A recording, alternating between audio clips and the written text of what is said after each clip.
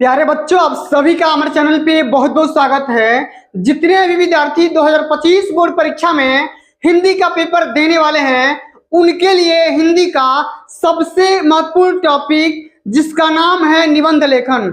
और ये बोर्ड परीक्षा के पेपर में प्रत्येक वर्ष 9 नंबर का पूछा जाता है।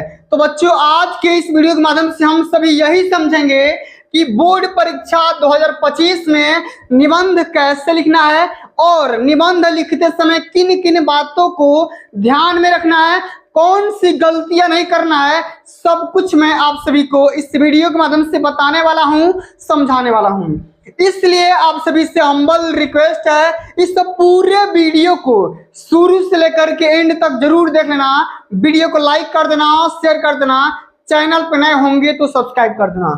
आइए बच्चों, बिना टाइम का वेस्ट किए इस वीडियो को स्टार्ट करते हैं। और ये जो क्वेश्चन पूछा जाता है, पेपर में तमाम प्रकार से क्वेश्चन पूछा जा सकता है और ये टॉपिक हमेशा 9 नंबर का पूछा जाता है पेपर में। तो भैया, निबंध वाले सेक्शन में अगर 9 में 9 नंबर स्कोर करना चाहते हो तो वीडियो को स्किप मत करना, शुरू से एंड तक जरूर देखना। सबसे पहले समझते हैं कि पेपर में ये जो क्वेश्चन है किस तरीके से पूछा जाएगा। तो भैया, आपके बोलेगा यहाँ पर 3-4 निबंध का नाम देगा और उसमें से बोलेगा किसी एक निबंध के बारे में आप सभी को चर्चा करना है। जैसे हमने टॉपिक को लिया हुआ है आतंकवाद। ये जो टॉपिक है बोर्ड परीक्षा के पेपर में प्रत्येक वर्ष आता है। यहाँ पर लिखा गया आतंकवाद, या ये भी लिख सकता है कि आतंकवाद एक चुनौती, या इस तरीके से भी आ सकता है कि आतंकवाद समस्या और समाधान, कि आतंकवाद की समस्या क्या है और इसका समाधान आप किस तरीके से हल कर सकते हैं, इसके बारे में बताना है। या आतंकवाद मानवता के विकास में बाधक, या आतंकवाद और विश्व शांति के लिए खतरा, या आतंकवाद कारण और निवारण, या विश्व मानवता का शत्रु, या भारत में आतंकवाद की समस्या और इसके समाधान। तो भैया, इतने सारे तरीके हो सकते हैं बोर्ड परीक्षा में सवाल आने के। तो सवाल आपका तमाम प्रकार का हो सकता है, लेकिन इसका जो आंसर होगा सेम एक ही होगा, इसका आंसर बदलेगा नहीं। तो सबसे पहले बच्चों यहाँ पे समझते हैं कि निबंध कैसे लिखेंगे। 2-3 बातें हैं, समझना बहुत जरूरी है। सबसे पहले लिखेंगे आतंकवाद का अर्थ। आतंकवाद का अर्थ में हम ये समझाएंगे कि भैया आतंकवाद होता क्या है। इसमें लिखेंगे कि आतंकवाद पूर्णतया अनर्थकारी होते हुए भी अर्थ से भरा हुआ है या कद का है, जिसे क्षेत्रवाद, जातिवाद, मजहबवाद और संप्रदायवाद का बड़ा भाई कहा जा सकता है। मेरे दोस्त, आगे बात लिखेंगे कि तात्पर्य यह है कि इन सभी वादों का विभत्स रूप आतंकवाद है। वस्तुतः आतंकवाद एक ऐसी पशु प्रवृत्ति है जिसकी न कोई जाति है, न कोई धर्म है, न कोई समाज है और न ही कोई राष्ट्र है, मतलब न ही कोई इसका देश है। यह तो विघटनकारी तत्वों के द्वारा स्वार्थांध होकर किया गया सामूहिक हिंसात्मक प्रयास है, एक काम है जो कि लोगों के द्वारा किया जाता है, जिसमें राष्ट्रद्रोह है, जिसमें राष्ट्रद्रोह के प्रति राग और देशभक्ति के प्रति द्वेष भाव मुख्य रूप से रहता है। तो भैया, इस तरीके से इसका अर्थ निपटाएंगे और आगे हम बढ़ जाते हैं। इसी क्रम में आप सभी को तमाम प्रकार के हेडिंग लगाना होगा। और अगला जो हमारा हेडिंग है, इसमें लिखेंगे भैया, क्या लिखेंगे कि आतंकवाद के कारण और इसका उद्देश्य, मतलब आतंकवाद कैसे फैलता है और इसका ऑब्जेक्टिव क्या होता है, इसका मोटो क्या होता है, इसका उद्देश्य क्या होता है, इसके बारे में समझते हैं। तो अर्थ के अंतर्गत प्रस्तुत आतंकवाद के स्वरूप के आधार पर इसके कारण और उद्देश्य स्पष्ट होते हैं।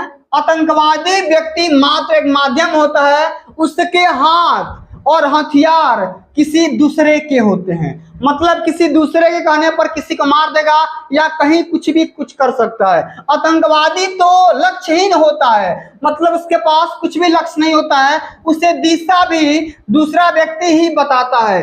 अंतर्राष्ट्रीय प्रगति की दौड़ में प्रत्येक राष्ट्र एक दूसरे के प्रगति पथ पर पत्थर रखना चाहता है। आतंकवाद भी एक पत्थर ही है जो जाति, धर्म, भाषा और क्षेत्र आदि को माध्यम बना करके प्रगति पथ पर गतिरोधक बना करके रखा जाता है। आगे समझ सकते हैं कि गतिरोधक पूरे देश में अस्थिरता पैदा कर देता है, जिसके पीछे एक घृणित और कुत्सित महत्वाकांक्षा होती है। तो भैया इस प्रकार के इसका कारण लिख सकते हैं और इसका हम महत्व लिख सकते हैं या इसका उद्देश्य लिख सकते हैं। ठीक है, अब अगला जो हम हेडिंग लगाएंगे, ध्यान से सुनना मेरी बात को। 9 नंबर ऐसा नहीं मिलेगा भाई, 9 नंबर के लिए कुछ लिखना पड़ेगा, कुछ समझना पड़ेगा। इसमें लिखेंगे भारत में आतंकवाद, मतलब भारत में आतंकवाद का क्या सीन है इसके बारे में समझते हैं। लिखेंगे आतंकवाद की आग से सर्वाधिक पीड़ित देश भारत है। हालत यहां तक आ पहुंची है कि 13 दिसंबर 2001 को हमारी संसद पर हमला हुआ। आप सभी को पता होगा कि हमारी संसद पर 2001 में हमला हो चुका था। इसमें पाकिस्तानी खुफिया एजेंसी ISI के हाथ होने की पुष्टि हुई है। ऐसा ही हमला जम्मू कश्मीर विधानसभा पर हो चुका है और हमारे भारत देश में आतंकवाद का सिर दिनों दिन उठता ही जा रहा है। मतलब अगर हम बात करें भाई, आतंकवाद घट नहीं रहा है, बढ़ ही रहा है। आगे देखेंगे पंजाब और असम इस शतरंज के कुछ समय पहले ही बाहर आए हैं। कश्मीर की स्थिति ऐसी है कि वह अपनी व्यथा कथा को सुना ही नहीं पा रहा है, क्योंकि उसके मुंह पर मात्र अपने देश के देशद्रोहियों के हाथ नहीं है, अपितु कई विदेशी देशों के भी हाथ हैं। आगे लिखेंगे कि आतंकवाद की लगी आग में वर्षों से जल रहे पंजाब की पीड़ा अभी शांत भी नहीं हुई थी कि भारत का एक कोना कश्मीर कराह उठा और कहने लगा कि मुझ पर मेरे अपनों के ही खंजर भोंके जा रहे हैं। उस दिन तो कश्मीर। आगे लिखेंगे भैया, क्या लिखेंगे समझ लेते हैं एक बार ध्यान से। आगे बताया जा रहा है कि भैया उस दिन तो कश्मीर के मुंह पर काली खी वहां के कुछ आतंकवादियों ने पोत दी, जब उन लोगों ने केंद्रीय गृह मंत्री की युवा अविवाहिता पुत्री का अपहरण कर उसकी रिहाई के बदले उन कैदी आतंकवादी को रिहा कर लिया। तो भैया इस तरीके से आपको लिखना है और हम इसमें लिखेंगे, अंत में लिखेंगे क्या भैया, ध्यान सुनना मेरी बात को। अंत में हम लिखेंगे आतंकवाद के अंत का उपाय। आतंकवाद मतलब आतंकवाद हम किस तरीके से खत्म कर सकते हैं इसको समझते हैं।